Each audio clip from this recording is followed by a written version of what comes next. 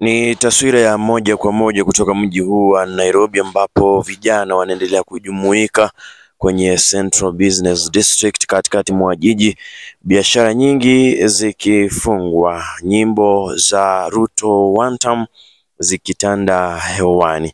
Maafisa wa polisi wanaendelea kuingia mjini kwa minajili ya kuhakikisha kwamba hakuna vurugu zitakazoshuhudiwa ama vurumai nyakati za maandamano ya amani.